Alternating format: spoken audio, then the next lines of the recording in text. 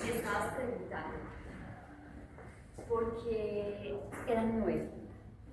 Los sitios de restricción que aparecieron. Bueno, primero tengo que señalar, este es el tema que yo quería considerar después, pero bueno, si lo trajeron un poco. La imagen de los sitios de restricción que estaban en parcial no era decorativa, era para interpretar. Entonces, ahí estaban todos los sitios de restricción de las enzimas que hacen los polis. Como lo dije en repetidas ocasiones, había una enzima de restricción del proteína frecuente que era SAO3A. El sitio de restricción del SAO3A está en BANH1 y en DF2. Entonces ustedes tenían que hacer los cortes no solamente en SAO3A, sino en BANH1 y en DF2. Y además, ¿cuál era la otra? SAL1. Entonces, ¿qué pasa? Cuando ustedes hacen todos esos cortes y como es un fragmento lineal, ¿qué pasa? Son 8 cortes. ¿Cuántos fragmentos? Por eso es 9. Y en el siguiente punto, tenían que ver que todos los extremos de SAL, de todos los extremos de BANH1, de SAO3A y de BGL2 son compatibles con BANH1. Y el de SO es compatible con DF2. Entonces, por eso funciona.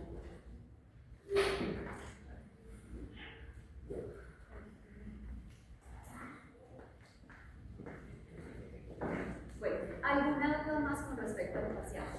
Yo se los dejé activos hasta la 1:30 para que ustedes tuvieran la posibilidad de revisar. No sé si tengan alguna aclaración.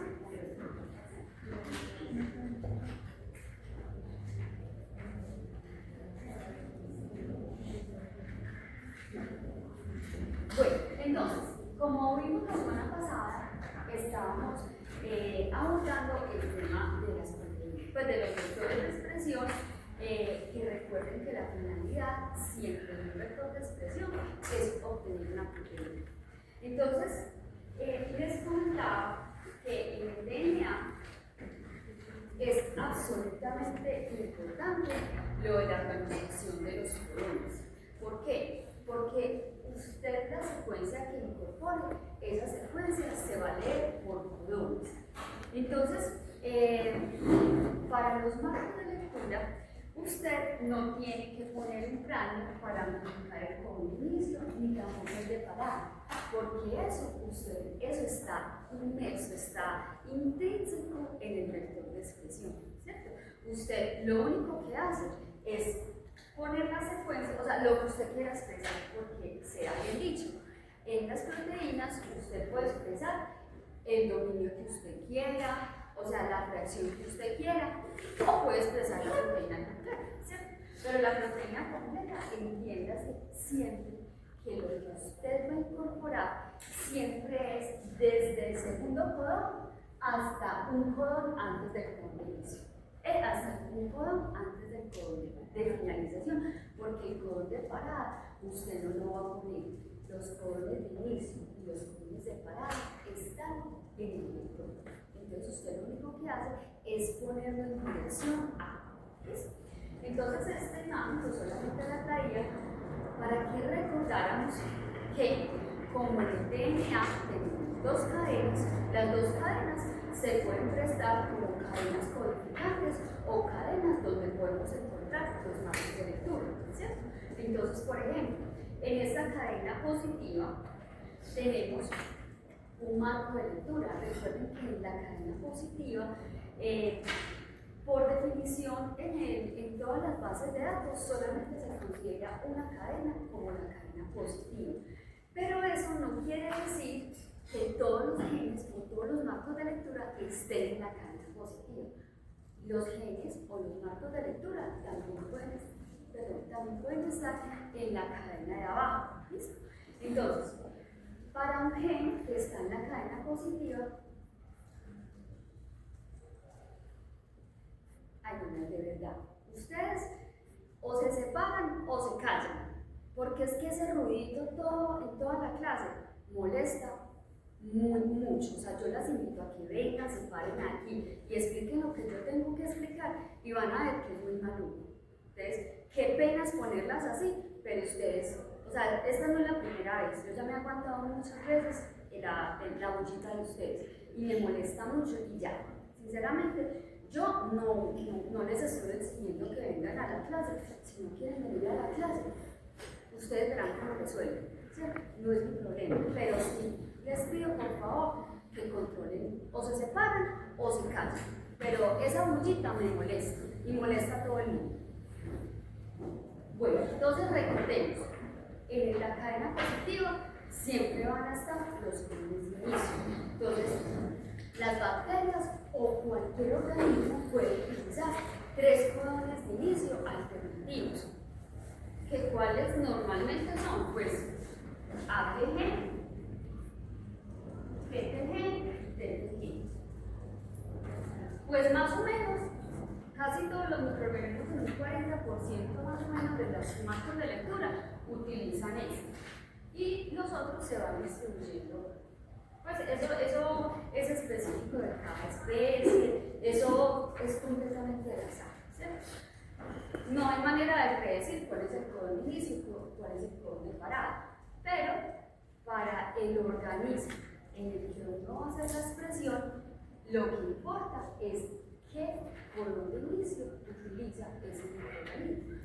Para el coli, normalmente utilizamos este ATG y van a ver que en los vectores de clonación, normalmente el codón que se utiliza como codón de inicio es este. ¿Sí? Entonces, no se preocupen por los codones porque el codón está inmerso en el vector. Entonces, siempre uno lo que hace es arreglar la secuencia de aquí hacia abajo, nada más. Bueno, y con los codones de parada, ustedes ya saben cuáles son los codones de parada, TAA y las variaciones de las bases púricas, TEA, TAG. Pero con ese tampoco hay problema, porque ese también se tiene que retirar.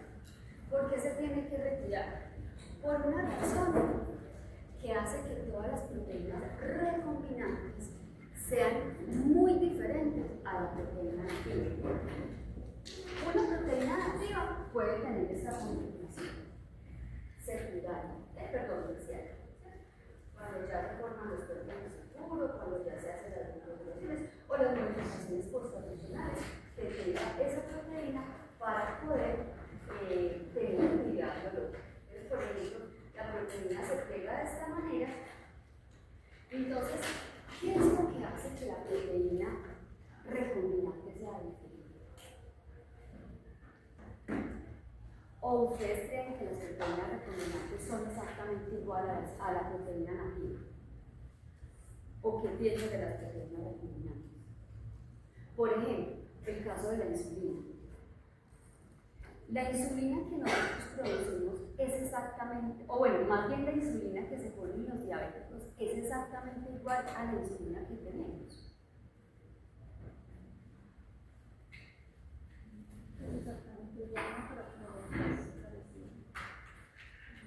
Sí, muy parecido. ¿Qué es lo importante? Que la actividad se dé. ¿Por qué es importante la insulina? Pues porque es una enzima que lo que hace es guardar la glucosa, ¿cierto? Entonces, la insulina que se produce actualmente viene de una proteína, viene de la insulina del cerdo. ¿Por qué? Porque es la que menos efecto ha causado, inmunogénico. ¿Y qué es lo importante? Que funcione como una proteína, ¿cierto? Como una enzima y que haga la actividad para la cual se le está poniendo a la persona. Y así pues todos los casos que ustedes conozcan de proteínas recombinantes. ¿Qué es lo que pasa con las proteínas recombinantes?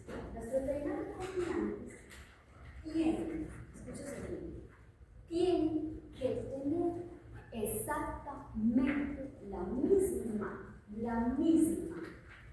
estructura primaria que la proteína recombinante, que la proteína nativa. O sea, la estructura primaria tiene que ser igual.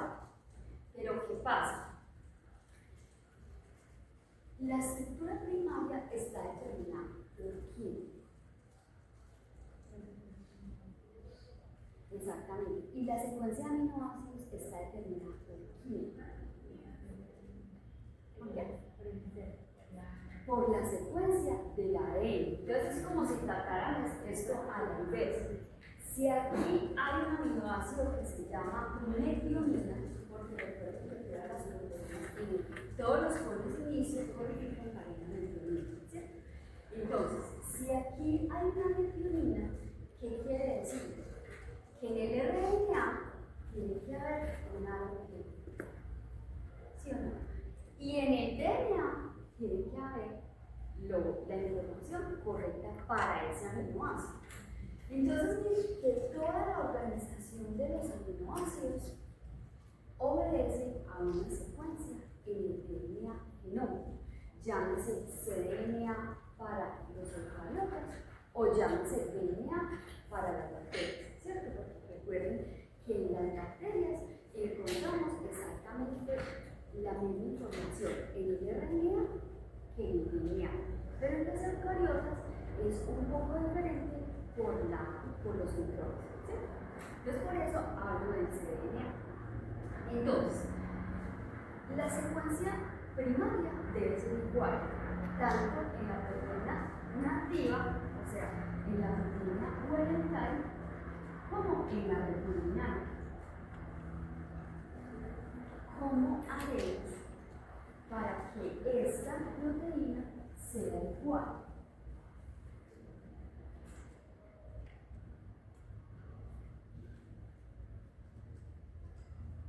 Tenga la misma conformación, se pliegue de la misma manera.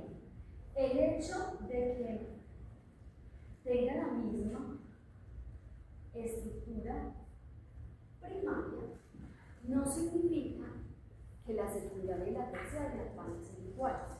¿Por qué? Porque existen algo que se llaman modificaciones posttranscripcionales, que eso no lo hacen las bacterias, o bueno, sí lo hacen las bacterias, pero solamente son muy reducidas. Las bacterias hacen modificaciones posttranscripcionales muy sencillas, tipo fosforilaciones, acetilaciones, glicosilaciones, pero ya otras modificaciones posttranscripcionales, como por ejemplo, formación de puentes de sulfuro, ya son más propias de organismos eucariotas. Entonces, usted, en un sistema de expresión, usted lo mínimo que tiene que asegurar desde el diseño del vector es que al menos se mantenga la secuencia en el DNA. ¿Eso qué quiere decir? Si yo puedo escribir aquí una secuencia de DNA, que la voy a traducir a aminoácidos, entonces por ejemplo tengo el código de inicio, que sabemos que es el orden. Voy a empezar a escribir por criterios. G, E, A, C, C, T, A, S, C, T, y así sucesivamente. Entonces, usted, para poder llevar eso a un vector de expresión, usted no solamente tiene que conocer la secuencia de nucleótidos, sino también conocer la secuencia de aminoácidos. Porque usted cuando ensambla la secuencia en un vector, tienes que volverlo a traducir y mirar que la traducción te quede exactamente igual. Me explico que cuando usted ponga eso en el vector, los aminoácidos que le va a producir esa secuencia tienen la misma organización que la secuencia original. Entonces, eso es algo que uno tiene que digerir un poco, hay que masticarlo, digerirlo un poquito. ¿Por qué? Porque a veces resulta como lógico, pero cuando lo vamos a hacer, pues resulta que no da. Entonces, solamente quería como aclarar esa situación para que lo vamos a ver. Entonces, con respecto otra cosa importante. Nunca una proteína recombinante va a ser exactamente igual a una proteína wild o a la proteína original, por una sencilla razón. Porque las proteínas recombinantes tienen una marca. Esa marca puede ser diferentes marcas. Pueden ser marcas al amino terminal o al carboxilo terminal, o las dos. Entonces, para unas proteínas funciona bien y eso también depende de que, por ejemplo, digamos, se pone la cola o la marca al lugar o al lado donde menos efecto cause con respecto al pegamento de la proteína. Entonces, muchas proteínas les funciona bien una cola de histidina al carboxilo terminal. ¿Qué también se hace? También se puede poner una cola de histidina al amino terminal. Amino terminal es al extremo 5' y al carboxilo terminal es al extremo 3'. ¿Por qué lo dibujo ahí? Porque generalmente cuando está al amino terminal, aquí hay otras dos colas. Listo, entonces, si yo veo esto es diferente a esto. ¿Por qué? Porque en términos de proteína, esas marcas también son aminoácidos. Entonces, y eso tiene que ir codificado en el vector. ¿Por qué? Porque si son aminoácidos, es algo que se traduce y si resulta de una transcripción, pues se tuvo que haber transcrito, y si se tuvo que haber transcrito es porque está en línea. Entonces, con esto lo que les quiero decir es que toda esta información de las colas al amino terminal, de las colas al amino terminal o las colas al carboxilo terminal y toda la secuencia del marco de lectura tiene que estar organizada desde el principio. Entonces, miren que uno realmente cuando expresa una proteína no es que a la carrerita dice unos planners, no. Eso tiene que ser muy bien hecho, tiene que ser muy bien organizado, porque si usted falla en un nucleótido, se daña toda la secuencia. ¿Por qué? Porque si usted le dio por ponerle en el plano una A aquí, ¿qué le pasó? Se va a desplazar todo el marco de lectura. Y al desplazarse todo el marco de lectura, eso tiene un impacto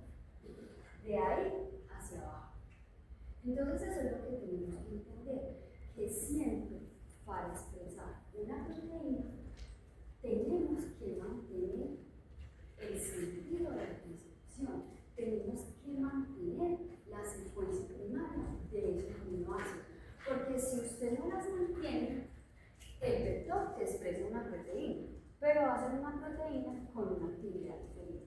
¿Listo? Entonces, esas cosas son las que uno tiene que comprender, y eso viene desde biología molecular, por lo que es transcripción y traducción. Aquí la transcripción y la traducción que se hace, digamos, es la más sencilla. ¿Por qué? Porque es en bacterias. Y ustedes saben que las bacterias, por ser organismos no compartimentalizados, son los organismos más sencillos para hacer una expresión de proteínas. Entonces, con respecto a la expresión de proteínas, uno puede expresar proteínas en muchos sistemas. Ustedes van a ver que todavía que tenemos sistemas de expresión de eucariotas, generalmente cuando se va a expresar una proteína, siempre se trata de hacer con el coli. ¿Por qué? ¿Por qué coli? Porque el coli es una bacteria muy sencilla, es de fácil y rápido crecimiento. De coli se sabe muchísimo más que, por ejemplo, lo que se puede saber de expresión de proteínas para bacilos, para liga, para células eucariotas. Entonces, por eso se prefiere el coli. ¿Por qué además el coli? Porque para el coli se tienen todas las alternativas posibles a las posibles problemáticas que usted pueda tener en la expresión. Entonces, por eso cuando uno va a buscar células para fines de expresión en el coli, te aparecen una cantidad de células que te permiten solucionar muchos problemas. Entonces, por eso es que la expresión autóloga, que es lo que se llama expresar proteínas procariotas en sistemas procariotas, eso es lo más frecuente, por lo que les acabo de decir. El coli, que es rápido, para expresar una proteína en el coli no te tardas más de 24 horas desde que tengas el vector listo. Sin embargo, usted también puede, esto casi no sucede, pero a veces se da, que uno puede expresar una proteína eucariota en un sistema eucariota. Eso también sucede. Por ejemplo, si yo quiero expresar la proteína de un Aspergillus niger en, por ejemplo, en piquiapastores, o por ejemplo en Saccharomyces, o por ejemplo en Cambio, que son organismos eucariotas. ¿Cuándo se hace eso? Cuando definitivamente no hay un sistema de coli que haga la modificación posttraduccional que necesita la proteína para el plegamiento. Por ejemplo, unos puentes de glucógeno. Entonces, por eso uno tiene que saber muy bien cuando va a expresar una proteína qué modificaciones posttraduccionales trae su proteína. Hay de proteínas a proteínas, ¿cierto? Hay, por ejemplo, proteínas citoplasmáticas, tipo enzimas que son pequeñitas, digamos es fácil expresar en coli. Pero proteínas que son, por ejemplo, específicas de alguna zona, por ejemplo, el retículo endoplásmico, que no lo tiene el coli, por ejemplo, el aparato de Golgi, que no lo tiene el coli, pues entonces, ¿cómo le vamos a pedir que el coli haga eso, cierto? El coli no tiene aparato de Golgi, no tiene el retículo endoplásmico. Entonces, miren que esas cosas hacen que uno vaya decidiendo por qué tipo de sistema vas a orientarte para poder hacer la expresión de la proteína. Entonces, uno puede expresar proteínas procariotas en sistemas procariotas, puede expresar proteínas eucariotas en sistemas eucariotas, pero ¿qué es lo que más frecuentemente se encuentra? Que, por ejemplo, se encuentra que se expresan proteínas eucariotas en sistemas eucariotas y en sistemas procariotas. ¿Eso qué quiere decir? Que, por ejemplo, se expresa la proteína de cerdo, por ejemplo, la insulina, en un sistema de coli. ¿Qué es lo más adecuado? No es lo más adecuado. ¿Por qué? Porque las proteínas eucariotas, y sobre todo de eucariotas superiores, pues tienen muchas modificaciones posttraduccionales y la actividad de una proteína está dada es por el plegamiento de ella, y el plegamiento depende de las modificaciones posttraduccionales. Entonces, todo depende del tipo de proteína. Entonces, ¿Qué es lo más fácil? La primera, expresar. Proteínas procariotas en sistemas procariotas. Pues, por ejemplo, expreso una proteína de bacilos o de pseudomonas en el coli. Eso normalmente funciona muy bien. Las otras, pues, uno va tratando de solucionar los inconvenientes. ¿Por qué? Porque para el coli vamos a encontrar un pool impresionante de células modificadas genéticamente que te pueden hacer la modificación transcripcional que usted quiere. Entonces, por ejemplo, si su proteína solamente tiene un cuenca de disulfuro, usted puede comprar una célula modificada genéticamente de E. coli que tenga la capacidad de formar cuencas de disulfuro. Si tiene glicosilaciones, también existen células modificadas de E. coli que te hacen glicosilación. Entonces, así sucesivamente. Pero que mi proteína tiene una glicosilación, una fosforilación, un puente de disulfuro, todo eso no te lo hace coli. ¿Listo? Entonces, por eso uno tiene que saber qué es lo que estás expresando y qué es lo que tú necesitas. Entonces, en cuanto a la expresión de proteínas eucariotas en sistemas procariotas, tenemos que a veces se presentan algunas problemáticas que usted puede solucionar. La problemática más común obedece a los codones. Entonces, por ejemplo, si yo tengo esta secuencia, le voy a quitar el con de inicio, porque en la secuencia que usted va a incorporar en un vector no puede ir con de inicio. Le voy a quitar este con de inicio y este núcleo de inicio. Entonces, por ejemplo, yo no me sé el código genético, voy a poner cualquier. No, sí me sé la de la glicina. Esta es una glicina. La glicina es GGA, GGC, GGE y GGT. ¿Cierto? Son todas las cosas. Entonces, ¿qué pasa? Con la glicina no opera, ¿cierto? Bueno, sí. Todos ellos tienen un anticodón diferente, ¿cierto? Pero, ¿cuántos anticodones diferentes puede tener una célula para poder hacer una traducción? Ustedes saben que el código genético es igenerable. ¿Eso qué quiere decir? Quiere decir que varios codones me pueden permitir incorporar un aminoácido, ¿cierto? Pero entonces mi pregunta es, ¿cuántos anticodones diferentes tiene una célula para un mismo aminoácido?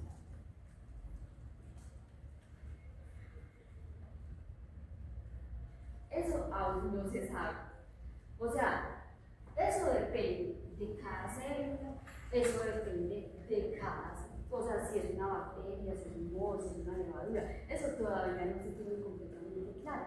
Además, que hay un bamboleo de los anticodones. Entonces, si yo tengo, por ejemplo, el anticodón por este, ¿cuál sería? C, D.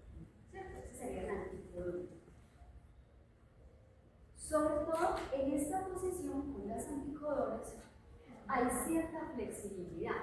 Entonces, con los anticodones, digamos si se produce CCA o CCG o CCG, pues este codón, sobre todo en la tercera posición, tiene una flexibilidad mucho mayor.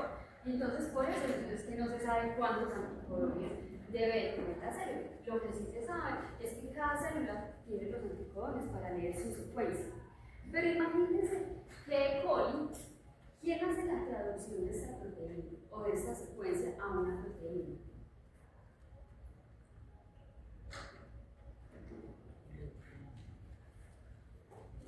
Cuando yo incorporo esa secuencia en un vector, ¿quién hace la traducción? La maquinaria de las células que normalmente es E. coli. Entonces, háganse de cuenta que yo tengo o uno tiene que trabajar es con la maquinaria que tiene E. coli, porque no le voy a meter, o sea, no le voy a incorporar otra cantidad de material genético para que me lea específicamente esta secuencia. Y normalmente no se hace así. Entonces, yo qué tengo que asegurar que al menos los codones los vaya, o sea, que al menos tenga los anticodones para esto. ¿Por qué? Porque se ha visto que cuando la célula es una célula, digamos, ¿qué células se utilizan normalmente para fines de expresión? E. coli L21. Es una célula que más adelante les voy a explicar, pero es una célula muy famosa para fines de expresión de proteínas. Entonces, uno que tiene que mirar que al menos la célula hospedera tenga el anticodón para esto. Pero, ¿qué pasa? Muchas veces, cuando la frecuencia de esos codones es menor, o sea, no se presenta el caso de ese codón, el coli no tiene el anticodón. Y si el coli no tiene el anticodón, ¿qué es lo que pasa? Pues la proteína se empieza a traducir hasta que ahí paró. O sea, si no encuentra el anticodón, hágase de cuenta que él queda ahí como cuando el computador se queda así pensando. Se queda así porque no encuentra el anticodón. Entonces, digamos, ahí para la traducción de la proteína, porque aunque mantengamos esto, si no está el anticodón, pues no puede avanzar el proceso. Entonces, por eso es que es tan importante la secuencia. Entonces, cuando estamos trabajando con una secuencia, por ejemplo, de un microorganismo no cultivable, de un microorganismo que es filogenéticamente muy distante al coli, entonces ahí a uno que le toca mirar si todos los codones son compatibles con la maquinaria del coli. Eso, digamos, no es tan difícil. Simplemente uno va mirando por codón, hace la traducción, mira a ver qué codón es el que está haciendo eso, y cuando aparecen esos codones raros, entonces uno que puede hacer.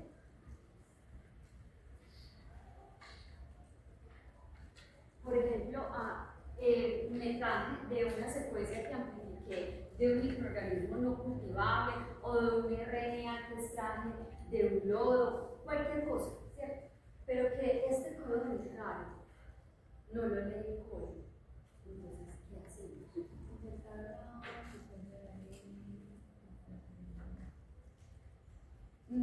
Sí, pero eso lo tienes que cargar en el plasmid. Pero en el plasmid, donde cargamos la secuencia, no tenemos desde ahí. ¿Qué otra alternativa hay? Por ejemplo, si el codón raro es C, A, por ejemplo. O sea, hay un cambio en la segunda posición.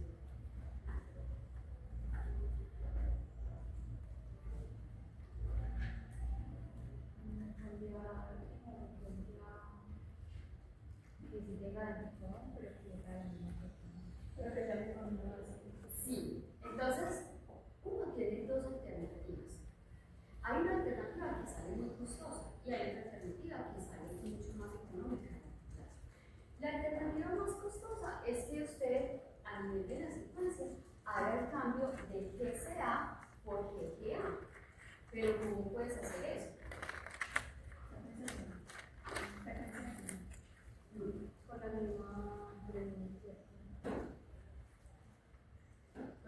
¿Y cómo lo cambias? Porque tú de algo lo tienes que es lo de la forma, y acuérdense que si este codón está ahí, el codón raro, normalmente un codón aparece varias veces en una secuencia, ¿cierto? Entonces, muy probablemente este codón raro va a aparecer en otra parte de la secuencia, o sea, van a aparecer varios. Entonces, normalmente lo que uno hace es mandar a sintetizar de la secuencia, porque se puede presentar aquí o se puede presentar acá. O sea, cuando hay un codón raro, no es que se presente un único codón, porque recuerden que una proteína puede tener 20 aminoácidos diferentes, son 20 aminoácidos. Entonces, la organización es lo que te da la identidad de la proteína. Entonces, si es una proteína, por ejemplo, de, no sé, de 100 aminoácidos, pues que solamente haya uno de estos es muy difícil, ¿cierto? Normalmente tienden a haber más aminoácidos, de un tipo de aminoácido, tiende a haber más en una secuencia. Entonces, como se repite el codón en varias posiciones, Entonces, por eso se debe mandar sintetizar químicamente. Y recuerden que eso es un poco costoso, ¿cierto? Pero si usted tiene la plata para hacerlo, pues no hay ningún problema, porque uno simplemente lo manda a sintetizar y tienes que mandar a sintetizar la cadena de arriba y la cadena de abajo. ¿Listo? Si lo mandas a sintetizar así, lo tienes que clonar. O si no, lo mandas a sintetizar completo en el doctor. ¿Listo? Pero hay la posibilidad de mandarlo a sintetizar. ¿Cuál es la otra estrategia? Profe, una pregunta. Y ahí cuando lo sintetizan lo que hacen es que cambian simplemente el nucleótido, cambian el codón. Cambian el codón. Se optimiza todo. Eso es lo que se llama optimización de codones. Que simplemente cambio el codón por el codón que me llega el código. Pero eso, digamos, es un poco costoso porque póngale que sean, si son, ¿cuántos aminoácidos? 100 aminoácidos. Si son 100 aminoácidos, ¿cuánto es la secuencia? 300. Lo multiplicamos por 3. Son 300 nucleótidos aproximadamente. 300.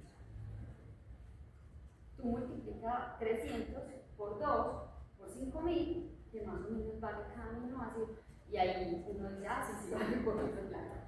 Entonces, hay otra solución que es un poco más económica y que soluciona más problemáticas a largo plazo.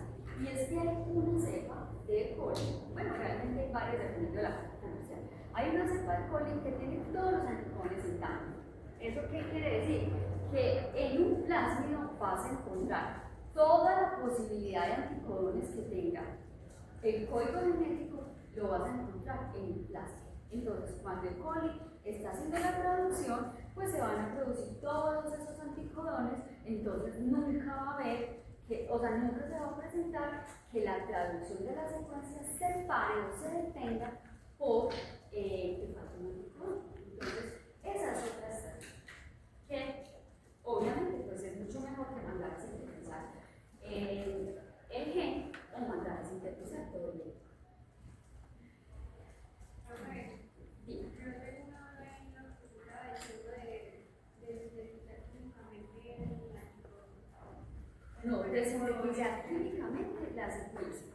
Es la secuencia. Lo del anticodón, lo que es de la cepa. Lo que estaba hablando es que eso no lo podría sintetizar el código. Por ejemplo, si en la secuencia a expresar el coli se encuentra que no porta el anticodón, o sea, no tiene el anticodón para esta, entonces, ¿qué pasa? La traducción se detiene. Entonces, hay dos posibles alternativas. Uno, sintetizar toda la secuencia químicamente. Esa es. Cambiando este codón por el codón del coli. O la otra alternativa es tener una cepa de coli que tiene todos los anticodones para todos los codones posibles. ¿Listo? O sea, tiene toda la posibilidad de esos anticodones para todos los codones que hay. Bueno, sin embargo, pues expresar una proteína, créanme que no es como una receta de cocina, como que póngale tanto esto o así, no. Expresar una proteína, cada proteína es un mundo diferente. Entonces, por eso, la forma de clonación también es un mundo aparte. O sea, hay cosas que se dejan clonar muy fácil, mientras hay cosas que no se dejan clonar tan fácil. Entonces, con respecto a la expresión de proteínas eucariotas, tenemos que tener completamente claro que cuando vamos a expresar una proteína eucariota, siempre tenemos que partir del RNA mensajero. Y cuando partimos del RNA mensajero, acuérdense que uno lo que hace es extraer el RNA total del nucleótido. Y con diferentes metodologías, pues uno llega a ese RNA. Pues con una RT, recuerden que con el oligo de T, uno puede rescatar todos los transcritos y con una PCR defines cuál es el transcrito que tienes. Porque recuerden que la RT-PCR se llama así, es porque primero se hace una RT, o sea, una transcripción reversa, y que utiliza solo un primer oligo de T para eucariotas. Para procariotas, recuerden que es el reverso Y en la PCR, hágase cuenta que en la RT usted amplificó todos los transcritos. Y en la PCR, ahí es cuando usted define cuál de los transcritos me interesa. Porque en la PCR, usted con los dos primers específicos define cuál transcrito es de su interés. Entonces, recordemos que el RNA mensajero eucariota pues va a tener una caperuza de 5' una polía al 3', y esa polía es lo que me permite pues, separarlo del RNA ribosomal y del RNA de transferencia, que ese normalmente no se trabaja. Recuerden que el ribosomal se trabaja solamente para fines de determinar la calidad del RNA que se extrae o la calidad de la estructura. Eso solamente lo trajo para que vean que con el oligo de té uno también puede purificar el RNA mensajero. Entonces, en cuanto a la manipulación de una secuencia, sea un cRNA o sea un DNA, el principal objetivo cuando se clona un gen completo o un marco de lectura es precisamente obtener el producto de la expresión, que es la proteína. Entonces, sin embargo, cuando uno logra insertar una secuencia en un vector de expresión, eso no te va a asegurar que la proteína se va a expresar. ¿Por qué? Porque la expresión de una proteína, digamos, como es en el coli, como no es en la célula de la cual deriva, sino que es en el coli, es en otra célula, es en otro organismo, entonces tenemos que adecuar esa expresión. Por eso, expresar una proteína, por ejemplo, expresar una beta-galactosidasa es muy diferente a expresar una lipasa o expresar una proteasa. Son cosas muy diferentes. ¿Por qué? Porque todo depende de la funcionalidad del coli. Y estas células del coli que se tienen para tener que expresar proteínas son células metabólicamente muy activas y están manejadas con promotores fuertes e inducibles para que casi que toda la producción de la proteína se va, o sea, de todas las proteínas que produce la célula, prácticamente todo se vaya para allá. Pero eso a veces no es lo adecuado. ¿Por qué? Porque cuando el coli empieza a producir tanta proteína, ella ¿qué hace? Va tirando todo por cuerpos de inclusión. ¿Qué son los cuerpos de inclusión en una célula de coli? Es como el vaselina. Cuando una célula le va sobrando mucho, entonces todo como que hace una masa, recoge y lo empaqueta todo, lo aprieta, y eso es lo que se llama cuerpos de inclusión. Cuando uno quiere expresar una proteína, obviamente no quiere que su proteína se vaya para cuerpos de inclusión. Cuando uno quiere expresar una proteína, uno no quiere que se vaya a cuerpos de inclusión. ¿Por qué? Porque resulta que en los cuerpos de inclusión la proteína es insoluble. Y si es insoluble, no tiene actividad, no está bien plegada, entonces ¿qué le toca a uno? Háganse de cuenta, como empezar a sacar de la basura la proteína, volverla a su estructura primaria, porque si tú lo pusiste bien desde el vector, entonces la estructura primaria te queda. ¿Y qué le toca a uno? Empezar a limpiar esa proteína y plegarla, no dentro de la célula, sino plegarla afuera, con otros buffers, para que la proteína adquiera esa conformación. Pero digamos, eso no es lo ideal. Lo ideal es que el coli me la produzca hasta con su estructura secundaria para que ella tenga la actividad. ¿Cuándo se van a proteínas? ¿Cuándo se van las proteínas a esos cuerpos de? Cuando es mucha la cantidad de proteína que se está produciendo, normalmente se van para la producción. Por eso, cuando, por ejemplo, se está produciendo una proteína, cuando se hace la inducción de la proteína, que ya les voy a decir, ahorita más adelante les digo cómo se hace la inducción, normalmente se baja la temperatura. Normalmente el coli uno la lleva más o menos a 37 grados, ¿cierto? Pero cuando haces la inducción, ¿qué es la inducción? Adicionar un inductor para que se empiece a producir la proteína, entonces ahí tú bajas la temperatura a 20, 25 grados centígrados. ¿Para qué? Para que a crecer o no crezca tan rápido como lo hace el 37. Y enlentecer de alguna manera el metabolismo. ¿Para qué? Para que ella me produzca la proteína como más a una menor velocidad y esa proteína, digamos, no se vaya para cuerpos de inclusión, sino que me quede soluble. Entonces, digamos, son muchas cosas que desde la fisiología se hace, pero teniendo todo organizado en el vector. Porque si no tienes organizado en el vector nada, pues ahí sí definitivamente no es posible. Perfecto, pero no entendí cómo no me di cuenta que fue para cuerpos de inclusión. En el momento que tú haces la cinética, tú no te das cuenta, porque tú simplemente ves que con esta recién y haces la inducción. En el momento no se puede ver. Tú te das cuenta es cuando tú, a lo largo de la expresión de la proteína, usted lo que hace es monitorear y sacas muestras. ¿Cierto? Sacas muestras 1 hora después de la inducción, 2 horas, 3 horas. Y lo que en la primera cinética uno se puede demorar todo lo que sea, 12 horas, un día, pues como hasta donde usted lo quiera analizar.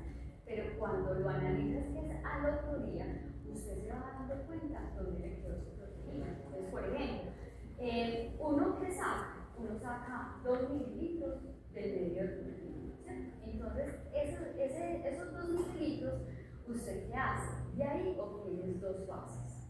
Las centrifugas, ¿y qué vas a obtener? La fase soluble, que es la que queda en el sobrenadante, y el pelo. Cuando las proteínas quedan en el pelo, lo más probable es que están en inclusión. Entonces, ¿uno qué hace? Separa el sobrenadante y el pelo. Pero el pelo está con las células, ¿cierto? Es el paquete celular. Entonces, el paquete celular, ¿usted qué es lo que tiene que hacer? Romper las células, porque a usted no le interesa analizar las células, sino realmente la proteína, ¿cierto? Entonces, ¿usted qué es lo que hace? Separa el sobrenadante del pelo. Y en ese pelo, ¿qué es lo que uno hace?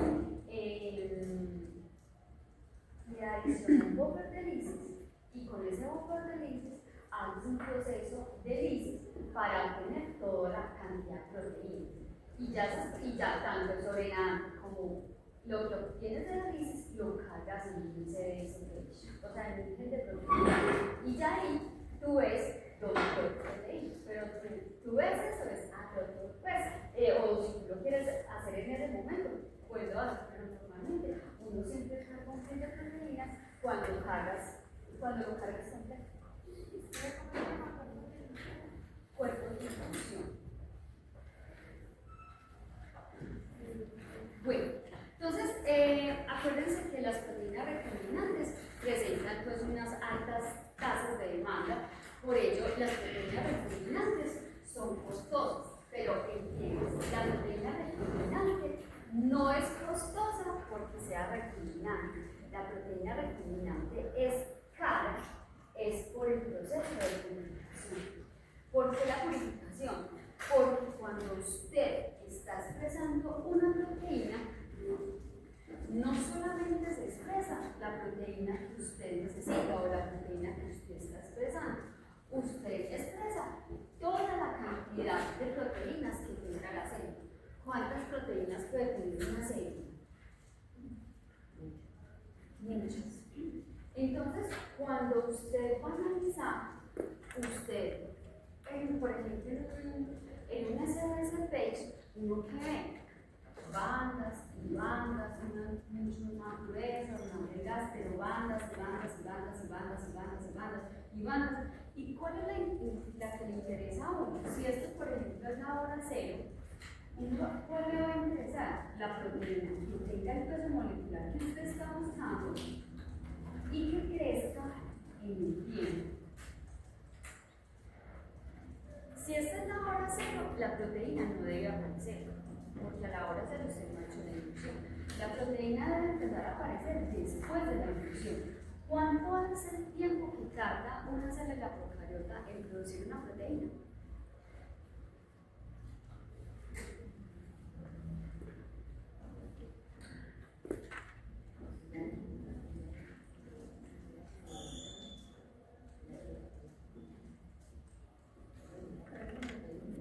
Tres minutos. Más o menos se tarda 3 minutos. Entonces, cuando usted hace la inducción, usted empieza a ver que lo importante es que su proteína, pero que tenga el peso molecular que usted necesita, que esa banda empiece a crecer de tamaño. Entonces, ¿hasta dónde? 2 horas, 3 horas, 4 horas. Eso depende de cada proteína. Entonces, uno hace cinéticas, pues la primera cinética, uno la deja más o menos 12, 15 horas y vas tomando muestras cada 4, cada 6 para ver más o menos en dónde quedó la proteína, cuánto tiempo necesita la proteína para poderse expresar de una manera adecuada. Nunca he conocido que 2 proteínas diferentes se expresen de la misma manera.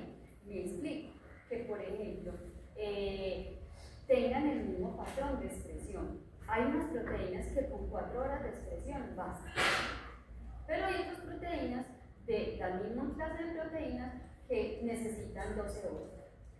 Entonces todo depende de cada proteína. ¿Listo?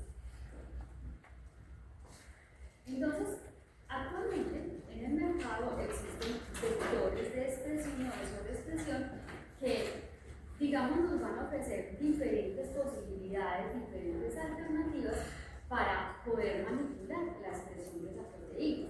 Y ellos van a tener elementos transcripcionales y traduccionales que te van a ayudar a mejorar esa expresión.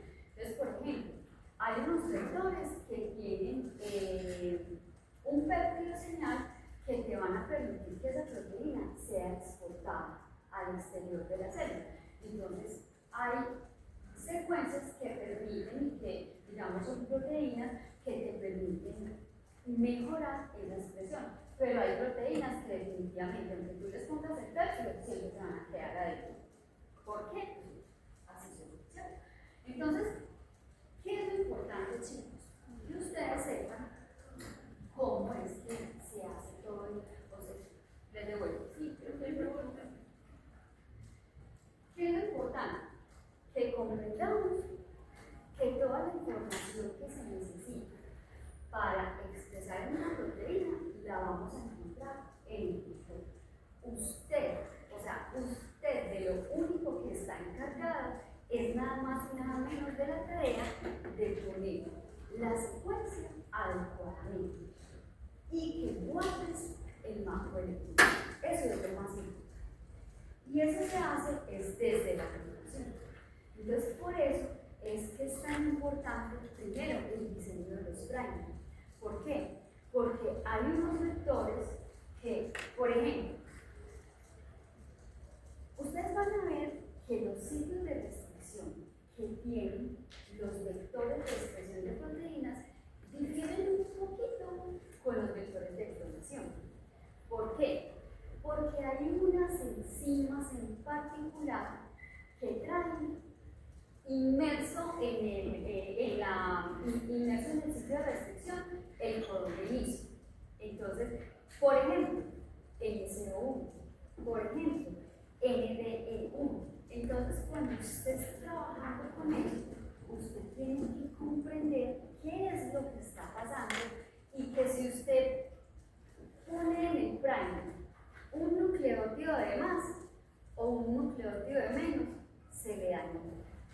Es por eso es que soy tan estricta con esos nucleótidos. ¿Por qué? Porque los vectores de expresión, si usted pone uno de más, uno de menos, se desplaza el marco de lectura. Y cuando se desplaza el marco de lectura, ¿qué vas a obtener? Una proteína diferente a la que tú quieres. Entonces, por eso, cuando uno está haciendo esto, ¿qué es lo que primero hace? Primero, descargas la secuencia que tú necesitas, pues que necesitas escribir. Y segundo, también lo que haces es descargar la secuencia de aminoácidos, ¿cierto? Para saber cuál es el marco de lectura que tú tienes que guardar. Para cuando tú ensambles eso en el plásmido, verifiques que verifiques que la secuencia de aminoácidos que es de tu proteína silvestre está o coincide en el vector de inflamación. ¿Sí? utilizan el código genético, no, eso uno utiliza herramientas bioinformáticas que lo que haces es simplemente proyectar cómo va a ser la traducción. ¿Sí? De todas maneras, hay muchas plataformas que te ayudan con eso, que es lo único que uno hace, saber cómo lo estás poniendo y qué es lo adicional que vas a poner. Bueno, entonces, con respecto a la manipulación, en el vector de clonación, el que usted quiera trabajar, yo normalmente trabajo con un vector, pero no es que ese sea el único vector, los vectores hay muchos, pero casi todos funcionan de la misma manera, que es lo importante, que usted entienda para qué está ese elemento ahí. Entonces, en los vectores de clonación, normalmente usted puede trabajar con promotores bacterianos o con promotores virales. Usted decide con cuál trabaja, pero ¿qué es lo importante? Que usted sepa lo que está haciendo. ¿Por qué? Porque si usted está trabajando con un plasma que es manejado con un promotor bacteriano, usted no se va a poder llevar ese plasmido a una célula que trabaja con promotores virales. Entonces, digamos hacer las cosas que tienes que saber. No todas las células de expresión son valorinas. Unas trabajan con promotores bacterianos, otras trabajan con promotores virales. ¿Qué es lo que usted tiene que saber? ¿Quién trabaja?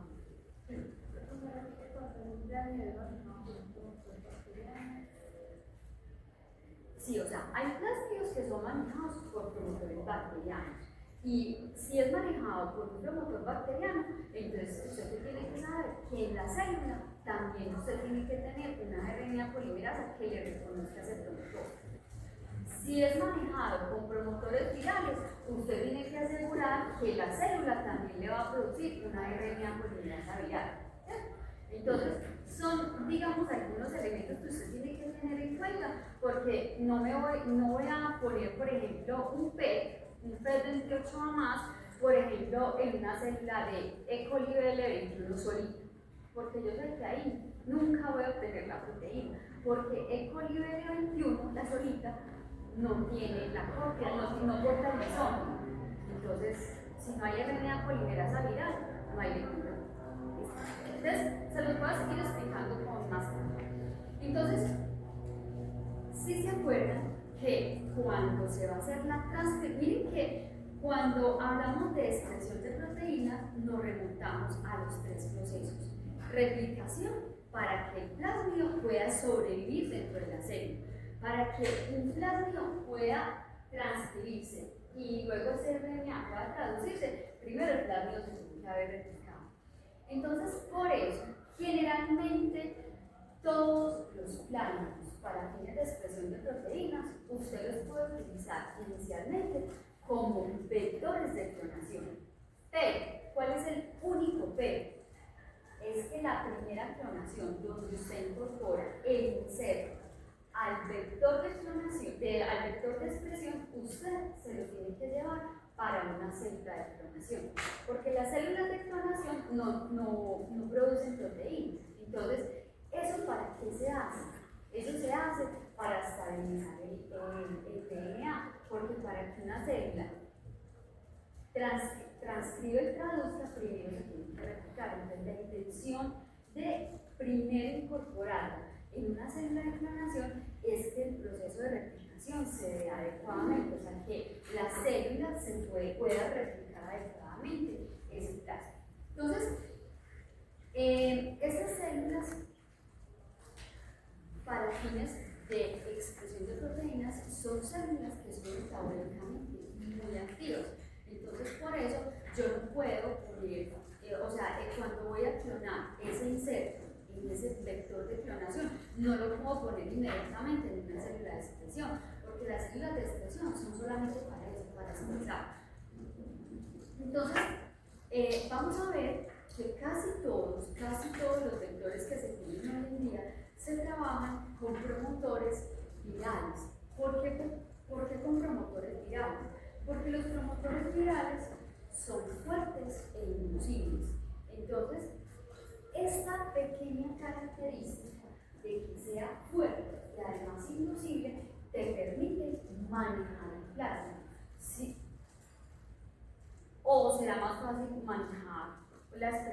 proteína con un promotor de expresión constitutiva. Si se utilizaran promotores de expresión constitutiva, ¿qué pasa? La proteína se empieza a expresar desde el primer momento, o sea, desde la fase de latencia, la proteína se empieza a expresar.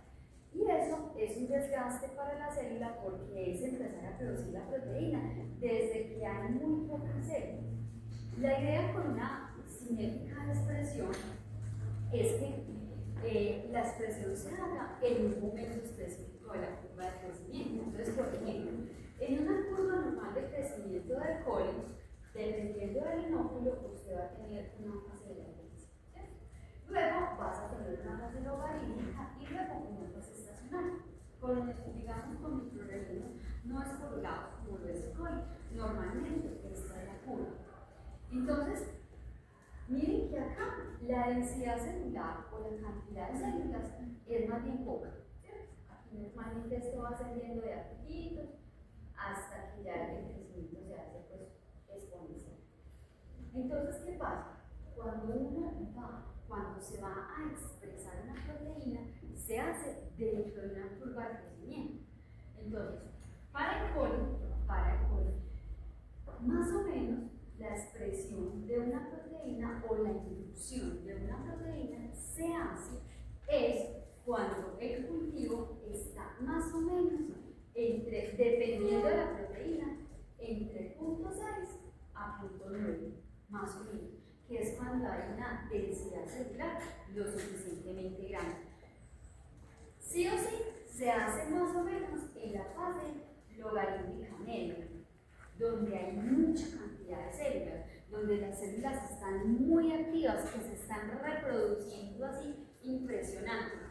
Entonces, acá, ustedes pueden ver artículos de expresión de proteínas y siempre dicen más o menos, la inducción se hace cuando el cultivo ha alcanzado una densidad óptica de 0.6, 0.7, 0.8, 0.9. ¿Por qué se hace ahí? Porque ahí hay una muy buena cantidad de células. Si tú cuantificas acá, eso te da muchas células. O sea, son más o menos, estamos hablando del orden de 10 a la 6, 10 a la 7.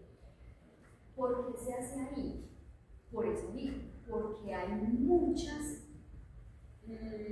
No quiero utilizar esta palabra porque pues, hay personas que no les gusta que vea al coli como una máquina para producir proteínas y así lamentablemente es eso.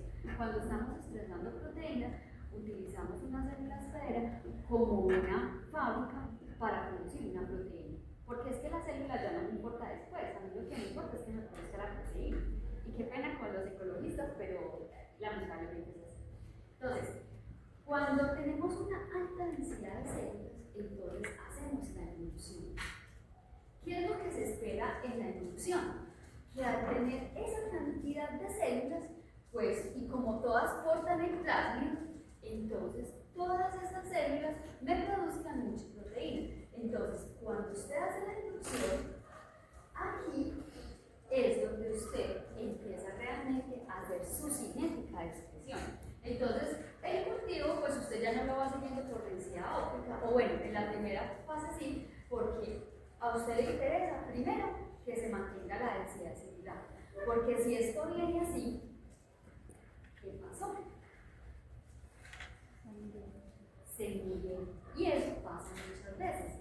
Cuando usted hace la inducción y toda la densidad óptica cae, ¿qué quiere decir?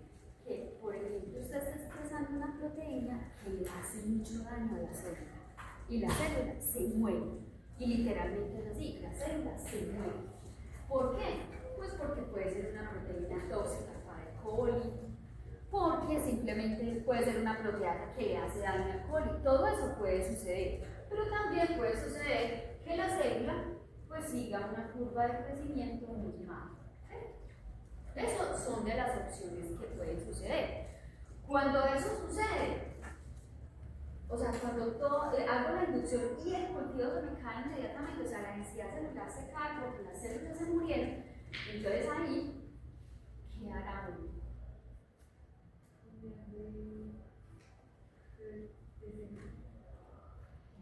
Hay por ahí unas células que te permiten expresar proteínas. proteínas tóxicas. Entonces, ustedes saben que todas las bacterias pues tienen proteínas tóxicas.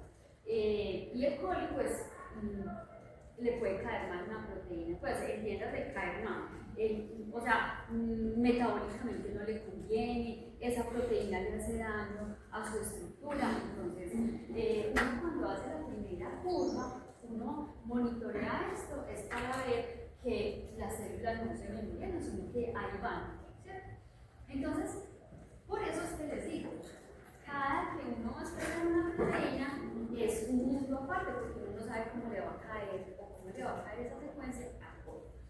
Entonces, una cosa importante, a ver, si se acuerdan que yo les había dicho que antes del +1 había una secuencia, ¿cierto? Y que normalmente esa secuencia es la que se llama sitio lunar de ribosomas. Ese sitio lunar de ribosomas tampoco se preocupen por él, no lo tienen que poner, eso viene incorporado en el vector. Pero es importante que desde el vector eso no se manipule. Usted solamente puede manipular lo que está en el sitio de distribución, nada más. Y esto es importante, ¿por qué? Porque dependiendo de si está o no está esa secuencia, pues se va a poder dar una adecuada traducción. O sea, el sitio lunar de ribosomas es para la traducción, no es para la transcripción. Otra cosa importante, la localización de la proteína. Usted cuando va a expresar una proteína, obviamente usted no está expresando una proteína ciega. En este momento existen demasiadas herramientas bioinformáticas para que usted sepa esa secuencia a qué proteína corresponde, ¿cierto? Si corresponde a una proteína del citoplasma o si corresponde a una proteína de ubicación en la transmembrana o a lo que sea. Con la secuencia usted sabe qué es. Entonces, ¿qué es importante? Si es una proteína que es, por ejemplo, de plegamiento en la membrana, difícilmente lo vas a lograr en el col. ¿Por qué? Porque, por ejemplo, si es una proteína transmembrana de Bacillus, pues Bacillus tiene una pared diferente al col, ¿cierto? Porque no es un gran positivo, no es un gran negativo, entonces el plegamiento no lo vas a tener. Entonces, por eso es que es importante que usted sepa qué es esa proteína que está estudiando para que escoja el sistema más adecuado. Otra cosa importante es la estabilidad intrínseca del gen y de la proteína en las células proteínas. La estabilidad intrínseca del gen, usted, digamos, la puede evaluar cuando usted clona ese vector y lo hace en célula de clonación. Entonces, por ejemplo, cuando usted logra obtener ese plásmido ya pues, cerrado con el insecto, ahí usted lo primero que hace es incorporarla a una célula de clonación. ¿Para qué? Para saber si todo el plásmido ensamblado es capaz de replicarse adecuadamente. Si es capaz de replicarse es porque puede formar una unidad formadora de colonia. Entonces, si uno ve que la célula crece y crece bien, uno dice, bueno, al menos se está replicando. Pero uno a veces ve que cuando hace una transformación en células de clonación, ¿qué pasa? Las células crecen mucho más pequeñitas de lo que crecen. Ustedes ven que las células cuando uno las transforma son muy pequeñitas, son muy cruciformes. Entonces uno ve que las células se tardan un poquito más en el crecimiento, crecen mucho más pequeña. Entonces ahí es cuando uno ya empieza a pensar que hay algo que está sucediendo en la replicación. Cuando el plásmido no se replica bien, con seguridad no se va a transferir. Entonces, por eso es que es importante siempre uno pasar primero la clonación por una célula de clonación. Pasar el vector por una célula de clonación para asegurar que la replicación anterior. Bueno, y lo que les decía es que actualmente existe en el mercado una gran diversidad, primero, de cepas de coli. Entonces, dependiendo de la casa comercial, usted va a encontrar células de coli que tienen puede tener un plasma que codifica para algunas características particulares para que haya la posibilidad de expresar la proteína de una mejor manera. Hay células de coli que te permiten, por ejemplo, hacer algunos tipos de modificaciones constitucionales. Hay otras células de coli que te van a permitir hacer, por ejemplo, glicosilaciones, otras te van a permitir hacer puentes de sulfuro. Entonces, pero usted tiene que saber qué es lo que necesita. Entonces, por eso, decirles específicamente cómo se hace, o sea, la receta de cocina para expresar una proteína, eso nunca lo vas a encontrar, porque eso uno lo encuentra por cada proteína expresada. ¿Sí? Entonces, por eso les digo, no hay un procedimiento estandarizado para implementar la expresión de un gen clonado, sino que simplemente existen diferentes metodologías para expresar un gen, pero ya dependiendo de cómo se vaya comportando el gen en ese vector, uno va haciendo los ajustes que sean pertinentes. Pero ahorita usted comenzó a hablar sobre lo que usted dijo que no lo hacía de manera positiva, sino algo familiar.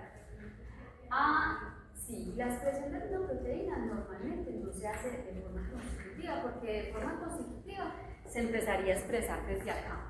Entonces, por ejemplo, si fuera una proteína tóxica, y si es una proteína tóxica, siempre le va a caer mal el coli. Entonces, ¿qué pasa? No se puede ni arrancar el cultivo. O sea, se queda en puntos de los, o sea, se queda con el inóculo. Y este inóculo antes va para abajo. Entonces, uno ve que no crece. Entonces, por eso no se hace constitutiva. ¿Por qué? Porque necesitamos un pool muy grande de células para hacer la expresión. Para hacer la expresión, aunque después se le muera, pero que al menos le hayan expresado la proteína, ¿cierto? Entonces, la expresión no es constitutiva, es regular. O sea, regular, ¿qué quiere decir? Que lo voy a hacer en un momento específico de la curva de crecimiento. ¿Listo? Y para ello se puede utilizar ya sea o promotores bacterianos, que son un poquito más débiles, o promotores virales, que sí son mucho más fuertes y restrictivos. Bueno, ¿cuál es la ventaja de producir proteínas en E. coli? Pues, ventajas son muchas, ¿cierto?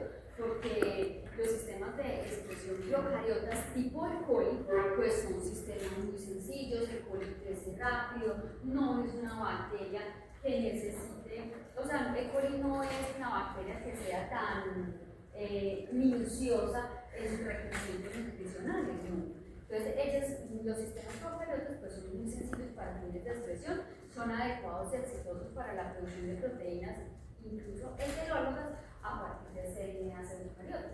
Entonces, para expresar proteínas recombinantes, digamos, no hay necesidad de tener un medio de cultivo, pues como tan específico. Uno normalmente, cuando expresa una proteína, normalmente lo hace en un medio de cultivo tipo LB, que digamos, el LB lo hemos trabajado siempre. El LB es un medio bastante sencillo, tiene ketonas, extracto elevador de sal, entonces no es tan caro, ¿cierto? Por ahí hay otros medios que son un poquito más específicos, que tienen un aporte especial de aminoácidos, por ejemplo el terrific, que es ya cuando, por ejemplo, no te está funcionando muy bien la expresión, entonces uno empieza a cambiar el medio de cultivo, a ver si mejora un poco la expresión. Pero normalmente estas expresiones se hacen en medios de cultivo tipo libre. ¿Cuáles son las desventajas? Es que yo no lo vería tanto como desventaja, porque una desventaja no es que me produzca la proteína que no es, eso no es una desventaja, es un error humano. ¿Por qué? Porque coli hace lo que se la ponga a hacer. Si usted le puso mal la secuencia, no es que coli le haya producido mal, sino que usted le puso mal la secuencia, ¿cierto? Entonces, las desventajas tienen que ver es por el sistema, ¿cierto? O sea, no es lo mismo la forma como se transcribe y se traduce una proteína en un sistema bacteriano a cómo se hace en un sistema eucariota. Entonces, las desventajas están relacionadas, es que muchas veces algunas proteínas eucariotas producidas en bacterias pueden ser inestables y carecen de actividad. Pero es que eso no es una, o sea, realmente yo no la veo como una desventaja, yo lo veo como una consecuencia, ¿cierto? Porque cuando uno quiere expresar, por ejemplo, una proteína que tiene muchas modificaciones posttraduccionales, pero tú lo quieres hacer en E. coli, pues tienes que asumir que E. coli pues no puede hacer eso, ¿cierto? Entonces, son como las consecuencias que tú tienes que asumir de hacerlo en ese sistema. Y esta sí es, pero no para el coli, sino para todas las proteínas recombinantes. Es la incapacidad de producir la versión auténtica de la proteína por la presencia de algunas marcas, que era lo que les decía, que son las colas que se pueden presentar en el N terminal o en el carboncito terminal. Entonces, sí o sí, las proteínas recombinantes tienen que tener una marca, sea que se expresen en sistemas procariotas o sea que se expresen en sistemas eucariotas. Entonces, la insulina es cara y todas las proteínas recombinantes son caras, no por la forma, no porque se esté llevando el gen a un vector. La proteína recombinante es cara por eso, porque cuando E. coli o cualquier sistema biológico expresa una proteína, lo hace con muchísimas otras proteínas, ¿cierto? Muchísimas otras proteínas. ¿Cuáles proteínas? Todas las proteínas de expresión constitutiva y todas las proteínas que necesita una célula para poder vivir. Entonces, aquí solamente dibujo algunas, pero normalmente cuando uno ve esos genes, son muchas bandas de todas esas proteínas que expresa la célula en un momento. Entonces, ¿cómo puedo yo sacar de esta cantidad? Porque uno finalmente con lo que se queda es o con el pelo o con la fase acuosa o pues con el sobrenadante. ¿Cómo creen ustedes que uno va a sacar una proteína de ese líquido? ¿Cómo lo purificas? Ahí es donde está lo caro. Eso es lo caro, porque hasta donde yo tengo entendido, cuando se le va a poner insulina a un paciente de la recombinante, a usted le dan una botellita así de insulina que es 100% insulina. 100% insulina. Las vacunas recombinantes que ponen es porque es 100% esa proteína. Pero esa proteína, cuando se hizo, venía así. Yo no he visto nunca una botellita de insulina que sea el sobrenadante de un medio de cultivo y que diga tiene 50% de actividad insulina. ¿Cierto que no? Por eso es que son caras las proteínas recombinantes para fines de salud. Para fines industriales y ambientales es muy diferente. ¿Por qué? Porque usted expresa la proteína, la expresas 5 litros, 10 litros, 50 litros de la proteína, le quitas el sobrenadante y empacas el sobrenadante o liofilizas el sobrenadante, y si eso es para el tratamiento de un agua residual, pues para el agua residual, ¿qué más fácil que un agua residual? Entonces al agua residual se le puede adicionar todo esto y no pasa nada, ¿cierto? Pero para fines de salud no se puede, ¿cierto? Entonces por eso quiero que entendamos que la purificación es lo caro del proceso, no el proceso de expresión de la proteína, porque eso es, pues, sí es tedioso, pero no es lo gustoso es la purificación. Por eso es que es caro una proteína recombinante. ¿Listo? Entonces lo que tenemos a mí es en la proteína recombinante nativa. En la nativa no tiene marcas. En cambio, la proteína recombinante sí tiene esas marcas. ¿Y para qué tiene esas marcas? Para poder y esas marcas tienen esas marcas están en ¿listo? Bueno, una cosa importante.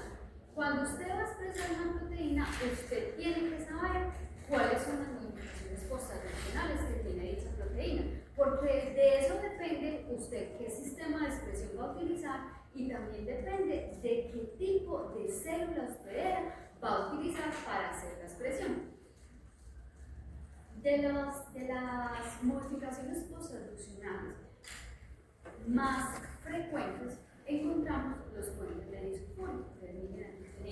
Miren que los puentes de disulfuro ayudan a darle a la proteína un plegamiento terciario cuaternario particular para que la proteína pueda tener actividad.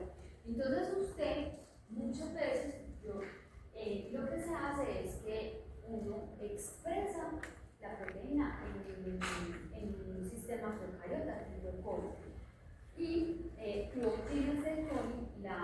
estructura primaria, o sea, el arreglo el arreglo de los aminoácidos.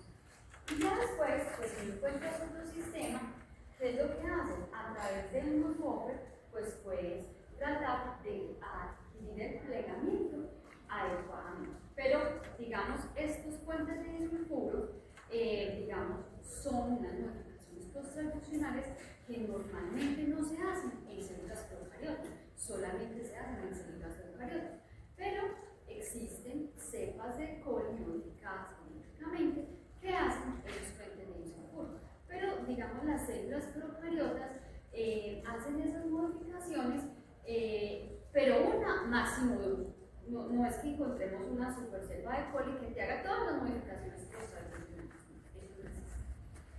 También están las glicosilaciones. Recuerden que las glicosilaciones es la incorporación de azúcares a las proteínas y que eso también es muy frecuente, por ejemplo, en las proteínas que son de membrana y de pared.